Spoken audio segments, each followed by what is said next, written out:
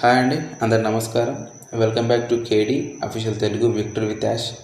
ఈరోజు అండి మన వీడియోలో మన రెడ్ రెఫరెంట్ గారు విక్టర్ విత్ యాష్కి సంబంధించి తన ఫేస్బుక్ అకౌంట్లో ఒక పోస్ట్ పెట్టడం జరిగింది. అలాగే కాలిన్స్ మా అనే మన విదేశీ ఫౌండర్ తను కూడా యాష్ ముఫరక్ గారిని ఉద్దేశించి 2 పోస్టులు పెట్టడం జరిగింది. ఆ పోస్టులు ఏం చెప్పారు, ఏం రాశారు అనే దాని గురించి మనం క్లియర్గా తెలుగులో తెలుసుకునే ప్రయత్నం చేద్దాం. అలాగే నేను చివరిలో ఇంటర్లింక్ గురించి ఒక చిన్న ఇన్ఫర్మేషన్ ఇవ్వాలని అనుకుంటున్నానండి. వీటన్నిటి గురించి క్లియర్గా తెలుసుకుందాం. ఓకే, ఇక టాపిక్లోకి వెళ్ళే ముందు ఇంకా ఎవరైనా మన వీడియో చూస్తూ సబ్స్క్రైబ్ చేసుకున్నట్టయితే సబ్స్క్రైబ్ చేసుకుని నాకు సపోర్ట్ చేస్తారని చెప్పి నేను ఆశిస్తున్నాను. అలాగే లైక్ కూడా చేయండి. మీరు లైక్ చేయడం వల్ల మన వీడియో ఇంకా 10-15 మందికి షేర్ అవ్వడం జరుగుతుంది. తప్పకుండా లైక్ చేయండి. ఓకే, ఇక మనం టాపిక్లోకి వెళ్తానండి. ప్రజెంట్ ఉన్న సిచ్యువేషన్లో మన విక్టర్ విత్ యాష్లో కానీ ఆన్ పాస్లో కానీ ఎటువంటి పాపప్ అయితే ఇప్పటివరకు అయితే రాలేదు. మనకు పాపప్స్ వచ్చి విక్టర్ విత్ యాష్లో 2 months కంప్లీట్ అయిపోయింది. ఆన్ పాస్లో ఆల్మోస్ట్ 2 months కంప్లీట్ కావస్తుంది. పాపప్స్ కానీ అప్డేట్స్ కానీ ఏమీ లేవు. కానీ మన కాలిన్స్ మా యాష్ ముఫరక్ గారి గురించి ఏం రాశారనేది ఒకసారి చూద్దాం. ఏకాగ్రత అవసరమైన చోట పరధ్యానం నశిస్తుంది, నిశ్శబ్దం ఒక వ్యూహంగా మారుతుంది. అలాగే ఇంకో పోస్ట్ అండి, ఉపరితలం కింద జరిగే లోతైన పనికి అంతరాయం కలిగించే పరధ్యానాల నుండి మీ ఏకాగ్రతను కాపాడుకోవడానికి నిశ్శబ్దం ఉత్తమమైన మార్గం అని చెప్పడం జరిగిందండి. అంటేనండి, ఇప్పుడు మనం ఒక పని మీద కాన్సన్ట్రేషన్ దెబ్బతినకుండా ఆ పని మించి మన మైండ్ డైవర్ట్ కాకుండా బయట జరిగే డిస్టర్బెన్స్ మన దగ్గరికి చేరకుండా ఉండాలి. మన ఏకాగ్రత కాపాడుకోవాలంటే మనం ఎంత సైలెంట్గా ఉంటే అంత మంచిది, అది ఉత్తమమైన మార్గము అని చెప్పడం జరుగుతుంది. అంటే మన యాష్ ముఫరక్ గారు గత 2 నెలల నుంచి చాలా సైలెంట్గా ఉండడం జరిగింది. అతను మనందరికి సంబంధించిన బిగ్ బోల్డ్ డ్రీమ్ గురించి శ్రమిస్తుండు. ఆ పని మించి కాన్సన్ట్రేషన్ పక్కదో పట్టకుండా డిస్టర్బ్ కాకుండా మీ సైలెన్సే ఉత్తమమైన మార్గం అని చెప్పడం జరుగుతుందండి. అలాగే మన రెడ్ రెఫరెంట్ గారు కూడా ఒక పోస్ట్ పెట్టడం జరిగింది విక్టర్ విత్ యాష్ గురించి.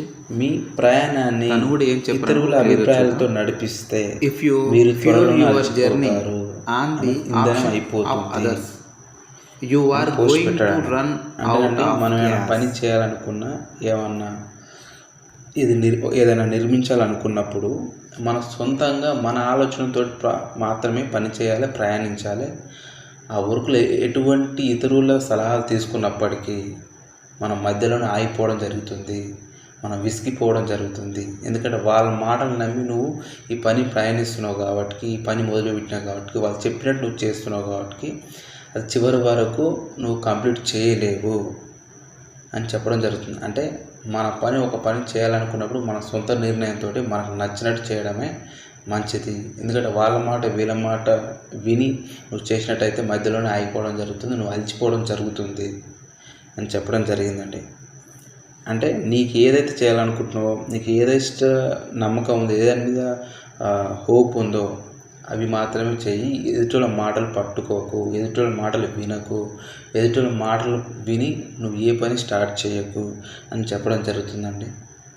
ఇదండి మన రెడ్ రెఫరెంట్ గారు తన పోస్ట్లో విక్టర్ విత్ యాష్ గురించి ఉద్దేశించి పెట్టడం జరిగింది.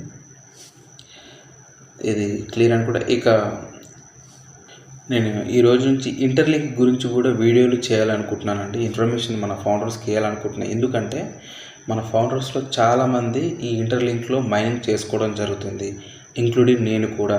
నేను సెప్టెంబర్ నుంచి ఇంటర్లింక్లో మైనింగ్ చేసుకోవడం జరుగుతుంది, కంటిన్యూగా చేసుకుంటున్నా. అదేవిధంగా మా ఫ్యామిలీ మెంబర్స్ కూడా ఇంటర్లింక్స్లో మైనింగ్ చేసుకోవడం జరుగుతుంది, మా ఫ్రెండ్స్ కూడా చేసుకోవడం జరుగుతుంది. మన ఫౌండర్స్ కూడా చాలామంది ఇంటర్లింక్స్లో మైనింగ్ చేసుకోవడం జరుగుతుంది.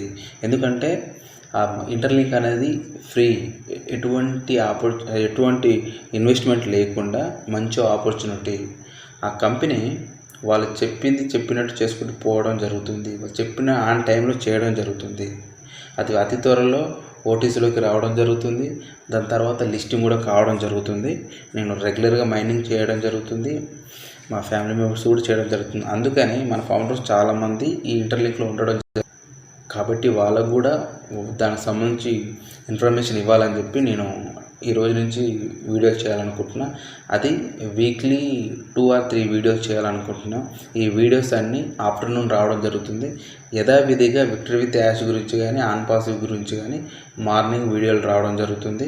ఇంటర్లింక్ గురించి ఆఫ్టర్నూన్ 1 తర్వాత రావడం జరుగుతుంది. అది వీక్లీ 2 or 3 మాత్రమే, ఎందుకంటే అప్డేట్స్ ఉన్నప్పుడు మాత్రం చేసుకోవడం జరుగుతుంది.